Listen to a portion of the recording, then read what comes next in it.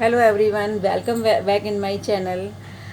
Today we will discuss about 12th class chapter reproduction, first chapter, and our topic is asexual reproduction. तो जैसा कि आप सभी को पता है कि पिछले वीडियो में मैंने आपको जो है asexual reproduction, what is the difference between sexual and asexual reproduction, what is the difference between production and reproduction, and different methods of asexual reproduction, इन सब के बारे में बताया था।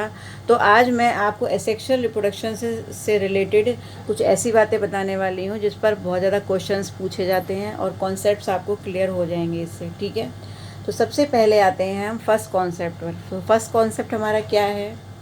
तो our first question is what do you mean by clone. ठीक है, कि क्लोन क्या होता है। ठीक है, आप क्वेश्चन नोट कर लीजिए, मैं आपको क्वेश्चन बोल रही हूँ what do you mean by clone. ठीक है, कि क्लोन से आप क्या समझते हैं। ठीक है, क्लोन क्या होता है एक्चुअली। देखिए क्लोन क्या होता है, जैसा कि मैंने एसेक्सुअल रिप्रोडक्शन में आपको बताया था, जैसे अमीबा होता है। ठीक है, तो अमीबा क्या करेगा, अमीबा सेल डिवीज़न करेगा। ठीक है, इसका जो न्यूक्लियस है ये डिवाइड हो जाएगा 2 पार्ट्स में, और डिवाइड हो करके फिर ये 2 अमीबा बनाएगा। ठीक है, ये अब एक पेरेंटल सेल है, और इससे क्या होगा, ये 2 इनकी जो है डॉटर सेल्स बनेंगी। ठीक है, तो ये अमीबा ने क्या बनाई, 2 डॉटर सेल्स बनाई, तो ये 2 अमीबा बन गए। उसके बाद फिर ये भी डिवाइड करेगा, फिर ये 2 बनाएगा, और ये डिवाइड करेगा, फिर 2 ये 2 बनाएगा। इसी तरीके से आगे भी डिवाइडेशन लगातार होता रहेगा। तो ऐसी स्टेज में लगातार क्या होता है, अमीबा जो है वो अपनी सेल को डिवाइड करता रहता है और नए नए अमीबा बनाता रहता है। ठीक है, तो आप ये देखिए वास्तव में जो यहाँ पर ये जो प्रोसेस होता है, मैंने आपको पहले भी बताया था, इसको हम क्या कहते हैं, बाइनरी फिशन। ठीक है, इसको हम क्या कहते हैं, बाइनरी फिशन। ठीक है, आप इस पर मत जाइए, भी इसको बाद में देखिएगा, मैं इसकी बात बता रही हूँ। इसको बोलेंगे बाइनरी फिशन। बाइनरी फिशन का मतलब होता है 2 पार्ट्स में डिवाइड होना। ठीक है, तो यहाँ एसेक्सुअल रिप्रोडक्शन हो रहा है कौन से टाइप का, बाइनरी फिशन टाइप का। तो यहाँ पर आप देखिए कि जो भी एसेक्सुअल रिप्रोडक्शन में, बाइनरी फिशन में जो अमीबा बनेंगे आगे चल के, वो सभी कैसे होंगे, वो अपने पेरेंट के मॉर्फोलॉजिकली सेम होंगे, यानी जैसे पेरेंट होंगे बिल्कुल देखने में वैसे ही अमीबा होंगे ये वाले। यानी जैसा ये अमीबा दिख रहा होगा बाहर से, मॉर्फोलॉजिकली का मतलब बाहर से, एक्सटर्नली। ठीक है, वैसे ये अमीबा बनेंगे और वैसे ही बिल्कुल ये बनेंगे। लेकिन क्या वास्तव में क्लोन जेनेटिकली भी सिमिलर होता है? ठीक है, तो बिल्कुल सही बात है कि क्लोन जो है वो जेनेटिकली भी सिमिलर होगा। यानी जो जेनेटिक कॉम्बिनेशन, जो जीन स्ट्रक्चर इस अमीबा में मिलेगा, वही स्ट्रक्चर इसकी जेनेटिक, इसकी जो ये सेल्स बनी है, डॉटर सेल्स जो नए अमीबा बने हैं, उनमें भी बिल्कुल वही स्ट्रक्चर होगा।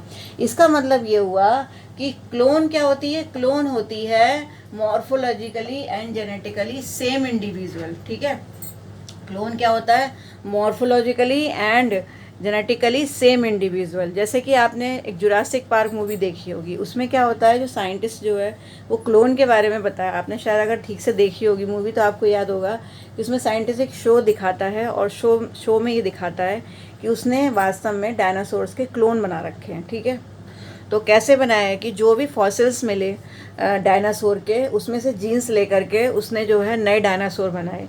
तो आपके हिसाब से अगर वो क्लोन थे, ठीक है, जैसा कि मूवी में दिखाया गया है कि अगर ये क्लोन है, तो वास्तव में ये जो क्लोन है ये मॉर्फोलॉजिकली भी बिल्कुल सेम होंगे अपने जो पेरेंट्स हैं, और इसके अलावा जेनेटिकली भी सेम होंगे, यानी उनकी जो जेनेटिकल स्ट्रक्चर होगा वो भी, यानी जीन्स भी बिल्कुल सेम होंगे। जैसा कि अगर रियल में बात करें तो आपको मालूम है कि एक शीप है जिसका नाम था डॉली। ठीक है, डॉली नाम रखा गया था उस शीप का, जो है वास्तव में लैब में एक क्लोन बनाया गया। ठीक है, अभी तक उसी का क्लोन बनाया गया है। तो वो जो क्लोन था वो बनाया गया, वो बिल्कुल वैसी ही शीप जो है बनी थी, वैसी ही भेड़ बनी थी जैसी कि उसकी माँ थी। ठीक है, तो बिल्कुल मॉर्फोलॉजिकली और जेनेटिकली सेम जो है इंडिविजुअल जब बन जाता है तो उसे हम क्या कहते हैं, क्लोन। ठीक है, और क्लोन हमेशा एसेक्सुअल रिप्रोडक्शन से बनता है। ठीक है, हाँ, यहाँ की बात करें तो एसेक्सुअल रिप्रोडक्शन से बनता है। अब जो जेनेटिक इंजीनियरिंग में क्या होता है, ये आप जब जेनेटिक इंजीनियरिंग पढ़ेंगे तब आपको पता चलेगा कि डॉली कैसे बनी होगी। ठीक है, फिर आगे चलते हैं। अब देखिए इस ईस्ट को देखिए आप, अब ठीक है, अब इसको भूल जाइए इस स्ट्रक्चर को।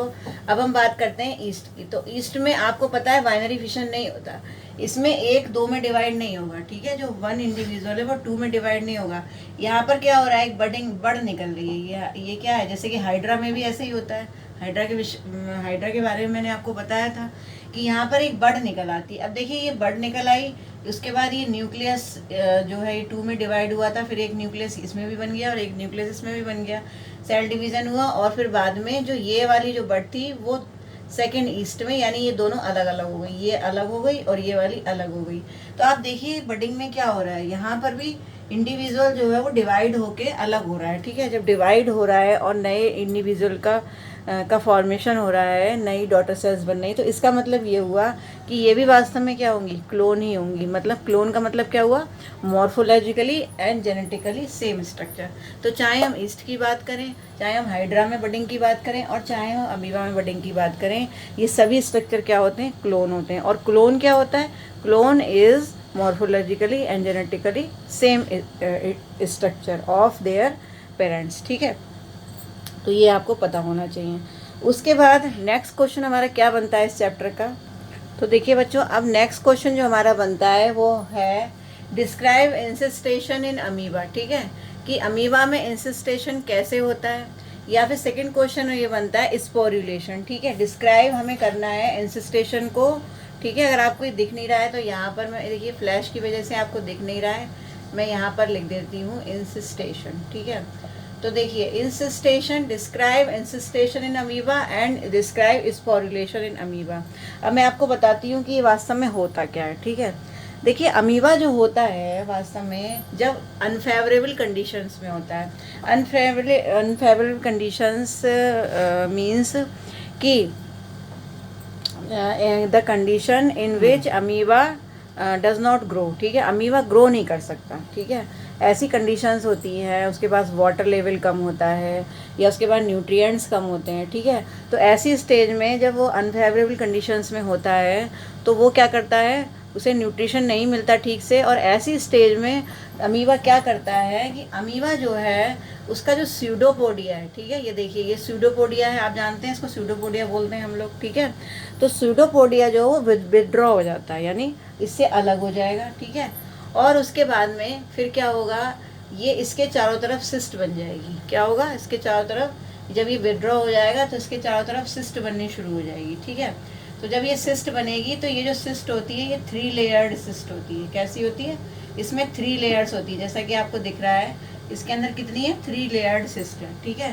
तो 3 लेयर्ड सिस्ट बन जाती हैं when pseudopodia withdraws and 3 layered cyst is formed, then this condition is called incestation, ठीक है।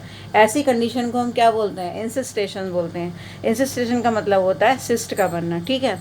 अब उसके बाद क्या होता है, जैसे ही फेवरेबल कंडीशंस आती हैं, यानी उसको अच्छे से न्यूट्रिएंट्स वगैरह मिलते हैं अमीबा को, तो ये जो 3 लेयर होती है ये वर्स्ट होने लगती हैं, धीरे धीरे रैप्चर हो जाती हैं।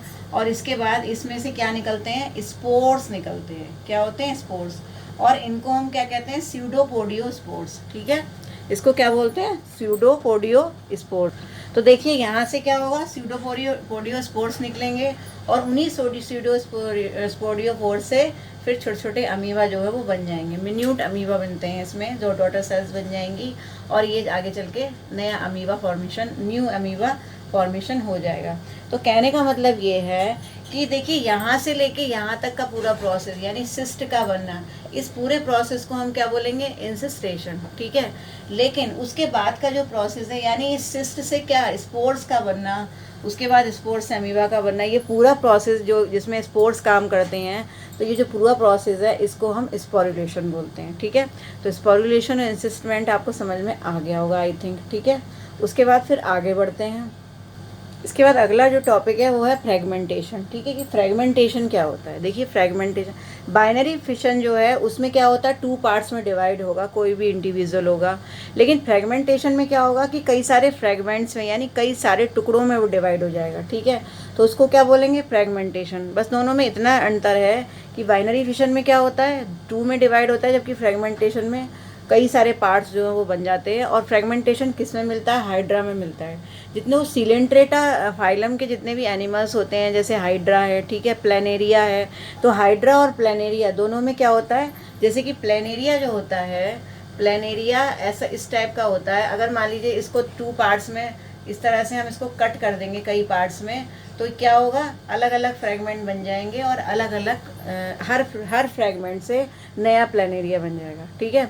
तो इसी तरह से हाइड्रा में भी होता है। तो हाइड्रा में बडिंग भी होती है और क्या होता है, सेक्सुअल रिप्रोडक्शन भी होता है। ये मैं सेक्सुअल रिप्रोडक्शन जब पढ़ाऊंगी आपको तब समझाऊंगी, ठीक है। और हाइड्रा में देखिए बडिंग भी हो रही थी, और अगर एसेक्सुअल रिप्रोडक्शन की बात करें तो बडिंग भी हो रही है और हाइड्रा में फ्रेगमेंटेशन भी हो रहा है, ठीक है। तो फ्रेगमेंटेशन में क्या है, the division of individual into fragments, many fragments, ठीक है। तो ये फ्रेगमेंट्स में डिवाइड होगा और ये सभी क्या होंगे, ये भी क्लोन कंडीशन में होंगे, morphologically and genetically same structure होंगे, ठीक है। तो आई थिंक आपको समझ में आ गया होगा कि फ्रेगमेंटेशन क्या होता है। अब देखिए एक टर्म और आती है जो आपको पता होनी चाहिए, जिसके बारे में मैं आपको बता रही हूँ, वो है वेजिटेटिव रिप्रोडक्शन, ठीक है। Vegetative reproduction is a form of asexual reproduction, ठीक है। वास्तव में वेजिटेटिव रिप्रोडक्शन एक एसेक्सुअल रिप्रोडक्शन की ही एक फॉर्म होती है, लेकिन बस अंतर सिर्फ इतना होता है, जैसे अभी मैंने प्लेनेरिया के बारे में बताया, आपको हाइड्रा के बारे में बताया, तो उसमें फ्रेगमेंटेशन हो रहा था, यानी एक ही पार्ट कई पार्ट्स में डिवाइड हो रहा था, बडिंग हो रही थी। लेकिन अगर इसी तरीके का रिप्रोडक्शन प्लांट्स में होता है, ठीक है, यानी अगर किसी भी प्लांट को, किसी स्टेम को या किसी रूट को हम कट करके अगर उसको मिट्टी में बो देते हैं और उसके बाद उससे नया प्लांट बन जाता है, तो वहाँ पर जो टर्म यूज़ होती है वो होती है वेजिटेटिव रिप्रोडक्शन। तो वास्तव में वेजिटेटिव रिप्रोडक्शन जो टर्म है वो एसेक्सुअल रिप्रोडक्शन से रिलेटेड ही है और ये प्लांट्स में मेनली यूज़ होती है, ठीक है।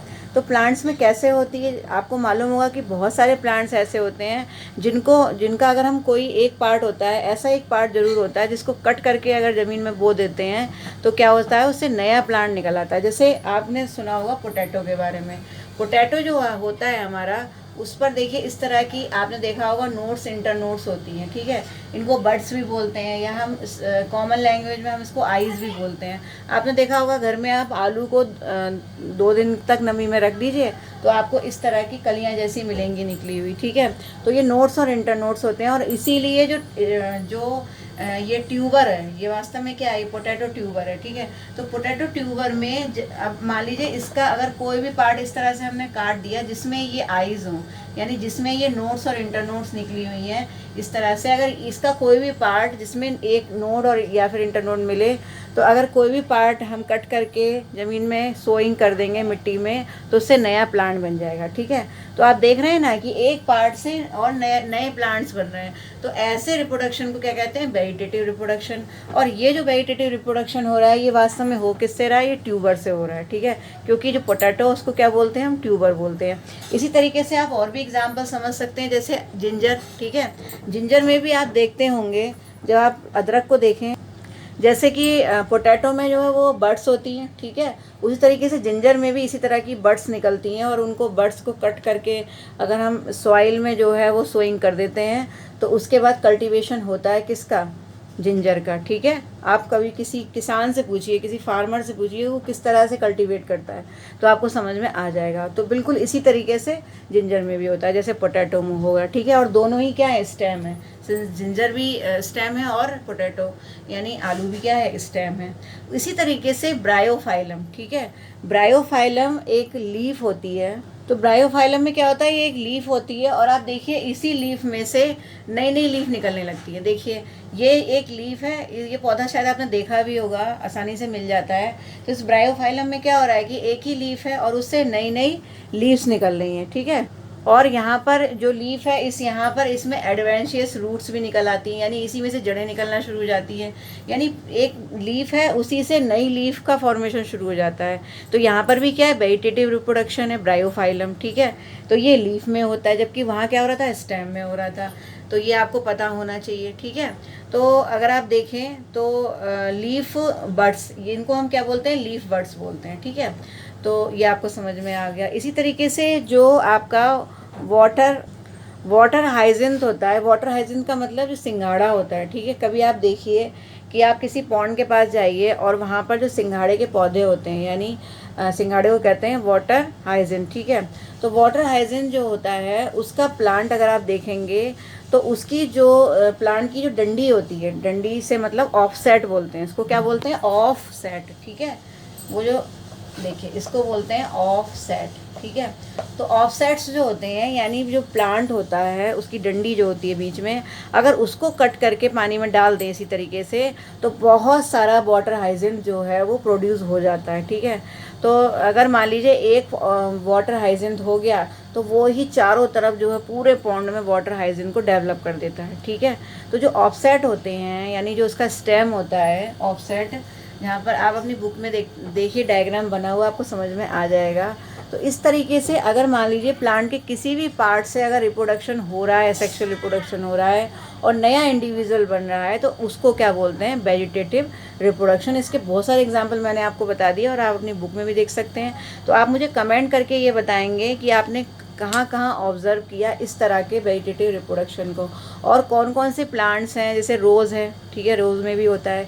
इसी तरीके से आप देखिए और भी कई सारे प्लांट्स होते हैं जिनमें इस तरह का वेजिटेटिव रिप्रोडक्शन होता है। तो आप मुझे कमेंट करके बताएंगे कि कहाँ कहाँ आपने वेजिटेटिव रिप्रोडक्शन को देखा, ठीक है। तो जो भी आपको समझ में आया है मुझे कमेंट करके बताएंगे। अगर कोई क्वेरी है, कोई डाउट है तो उसे भी कमेंट करके बताएंगे, उसको क्लियर करेंगे, ठीक है। तो फिर नेक्स्ट वीडियो में मैं आपको रिप्रोडक्शन, सेक्सुअल रिप्रोडक्शन करवाऊंगी। और थोड़ा सा इस बार मैं लेट हो गई वीडियो जो है अपलोड करने में, सॉरी बोलती हूँ आपको, लेकिन अब जो है मैं रेगुलरली आपको वीडियोस दूंगी, ठीक है, अल्टरनेटली कम से कम कोशिश करूँगी वीक में 3 वीडियोस आपको दूँ। तो आप ये वीडियोस देखते रहिए। नेक्स्ट आई थिंक जो नेक्स्ट वीडियो होगा उसमें ये चैप्टर फिनिश हो जाएगा, फिर हम एक्सरसाइज के क्वेश्चंस पर आएंगे, ठीक है।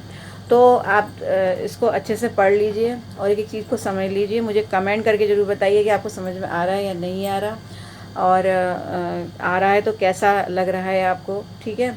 और चैनल सब्सक्राइब नहीं किया तो वो कर लीजिए और वीडियो को लाइक करिए, शेयर करिए। तो फिर इसी तरह से पढ़ाई करते रहिए। लॉकडाउन पीरियड में अपने आप को सेफ़ रखिए, सिक्योर रखिए, घर में रहिए, आराम से पढ़ते रहिए। बोर्ड का एग्ज़ाम है इस बार आपका। तो फिर मिलती हूँ नेक्स्ट वीडियो में सेक्सुअल रिप्रोडक्शन के साथ। नमस्कार।